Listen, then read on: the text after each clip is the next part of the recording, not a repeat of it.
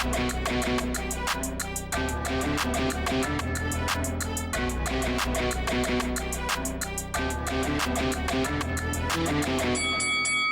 guys, welcome to Boxing Squared for boxing news and views from around the internet. Joe Joyce has beaten Carlos Takam, so what next? Who is he going to fight in October when Frank Warren says he would like to have Joe Joyce out again active in the ring? It's an interesting question because there's some options, but I would temper expectations. We shouldn't be saying Anthony Joshua, other top names, because they're unavailable right now and it's not going to line up with their schedules, but also there's some guys who are just not going to entertain a Joe Joyce fight. Dillian Whyte probably has no interest in fighting a guy like Joe Joyce, but Joyce would love to take that fight. Lots of fame, prestige, money would be on the line for him in that one, and lots of upside. So there is a case in the heavyweight division. When you're on the way up, sometimes it can be hard to get the sort of fights you would want to be in, and it can take some time. So you need to work through some guys like a Carlos Takam to claw your way to the top. And it was a resume builder. He gets that win, he moves on. But let's move through some of the names because I want to talk about, and Carlos Takam is one of them, some of the names that are possible, some of the names that are maybe not so probable, but there is some interest there, and then a few sort of outside chances, as it were.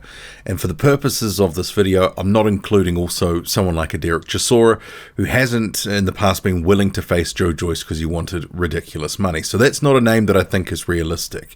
But starting with Carlos Takam, see here on screen. So Takam, obviously, this is a pretty, impressive plank routine that he's doing here.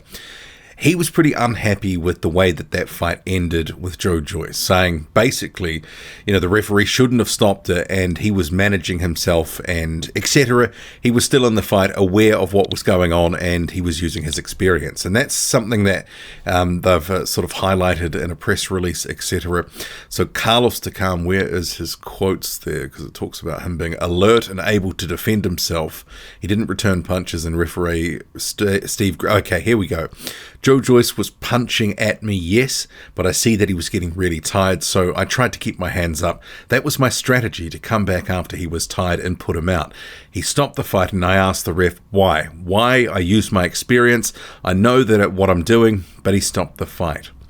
So he's obviously unhappy, and some people will be willing to see a rematch and have that run back, given some of the circumstances under which it ended. I didn't have a problem with the stoppage because Takam there talking about his experience. Well, where was the experience to tie up or take a knee? Something like that. He took quite a number of unanswered punches and he put it in the hands of the referee to stop the fight. Ultimately, Carlos Takam's got to shoulder some of the blame there. It's not all on the referee. Takam put himself in the frame with the referee for the referee to make that call. Sam Jones, so Joyce's manager, he said 25 to 30 unanswered shots. No doubts Joe was behind on the scorecards, but absolutely no doubt on the stoppage. He got the job done against a real warrior. And elsewhere, Sam Jones has sort of said not really interested in a rematch, but if they're talking about October, and Takam, we know he's game. We know he would be up for the rematch. He's demanding the rematch. He wants the rematch.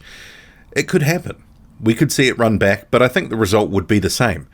I mean, if people want to argue that Carlos Takam was going to go on to win that fight, because I think it was pretty evident he was gassing pretty badly in that fight.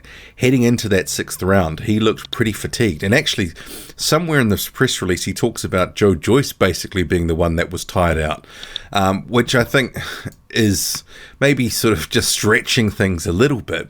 But a Takam rematch, I wouldn't mind it. I mean, you have to consider as well, Joe Joyce effectively is going to be waiting for some time to get a title shot.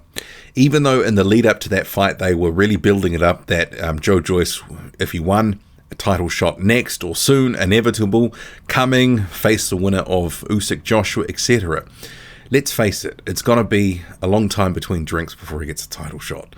If Tyson Fury beats Deontay Wilder and you have Joshua beating Alexander Usyk, there'll be an undisputed fight, and then there will be an undisputed rematch because that will be built in.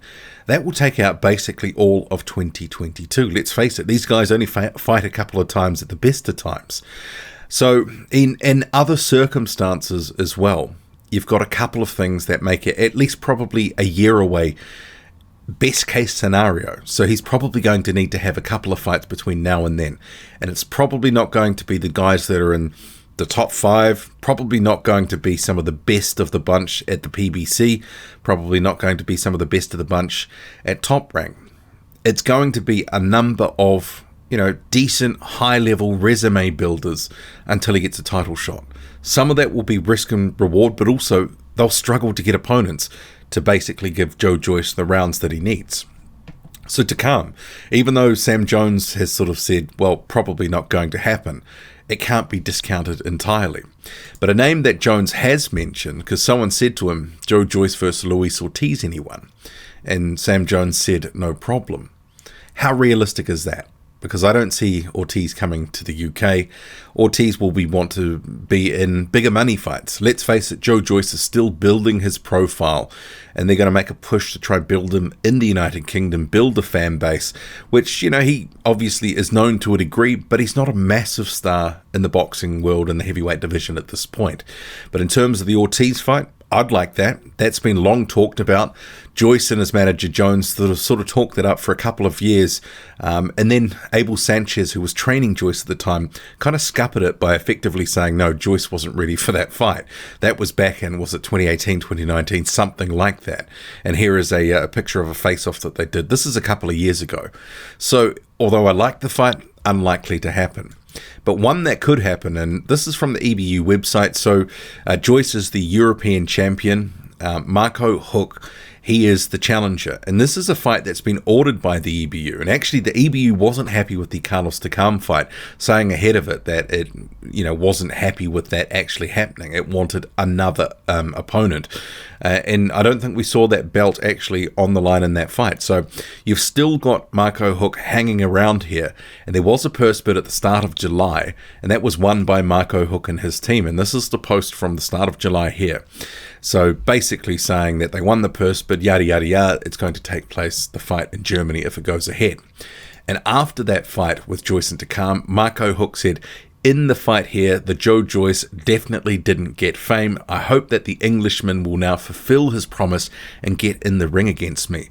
P.S. He's definitely robust, definitely me too, and on top of that, 3 times as fast as he is. I'm waiting for you. So, out of all the fights that I'm going to go through, the potential opponents, this one could be the most likely because it's basically been made.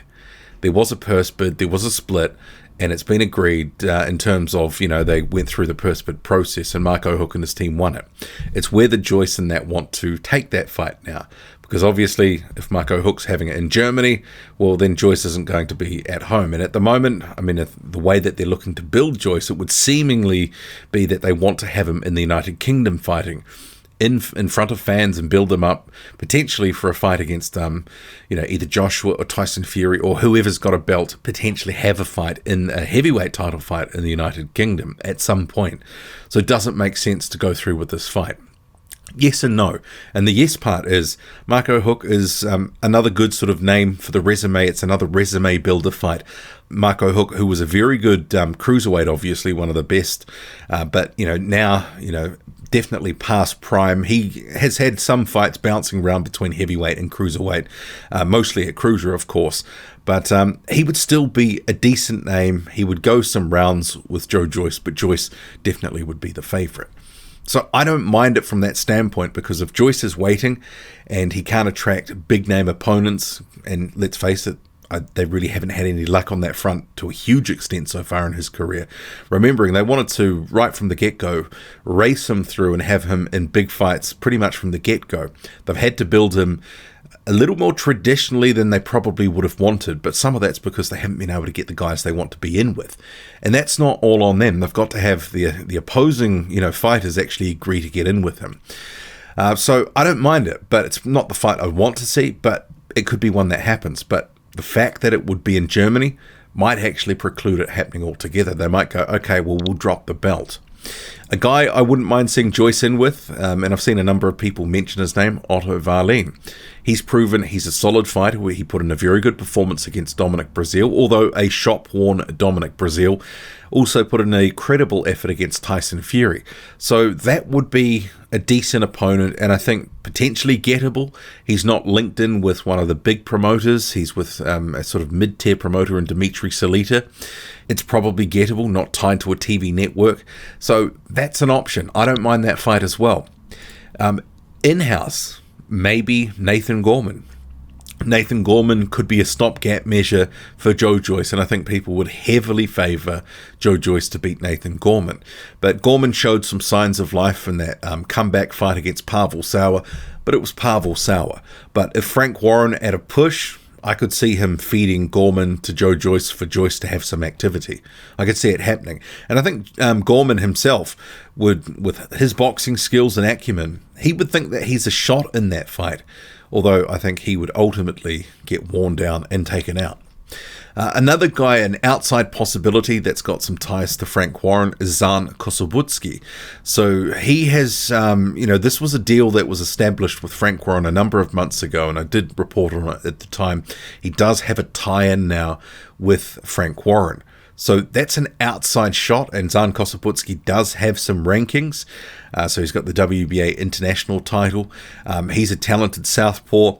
Maybe the profile isn't there. Maybe he hasn't done enough where they would kind of go, can we make some money and fill out an arena? Because ultimately they're going to make some money off the show, right? Carlos Takam has some name recognition, not massive, but certainly more than Zan Kossobutski. But that's an outside possibility. Another outside possibility, Ali Aaron Demiration. And remembering as well, Joe Joyce might be wanting to continue to fight guys that are ranked in the top 15 of the WBO. So he's number 2 at the moment. Seemingly after Alexander Usyk has a shot against Anthony Joshua, he will go to number 1. He's especially based off having another win. So it seems inevitable that he's going to get some sort of favour from the WBO. Although I would note, there's been talk from Frank Warren saying he's the mandatory, da-da-da-da-da. Alexander Usyk is currently the mandatory. Joe Joyce might eventually become the mandatory, but becoming number 1, and he's not number 1 yet, he's number 2, doesn't guarantee that you're the mandatory. It's distinctly different. The WBO, any sanctioning body, has to say, hey, we are making you the mandatory challenger. There's been plenty of instances where guys have been number 1 in a sanctioning body and ultimately not been the mandatory challenger because they either lose or they go for title shots elsewhere, etc. Or other guys just leapfrog them. Another outside possibility, and I say outside because we know Filip Hrgović has been looking for an opponent. I think it's clear that promotional issues would probably preclude this. Joe Joyce has a ranking in the IBF, and he could be against a guy like Filip Hrgović. Be a great fight. I'd love it. But because they're with different stables, I just can't see it getting made. I'd love that fight, but Joe Joyce seems pretty wedded at the moment to the WBO and sort of his second sanctioning body, which, they're obviously keeping in his hip pocket as an alternative route if need be, is the WBC, because he has the WBC silver title, highly ranked in that sanctioning body as well.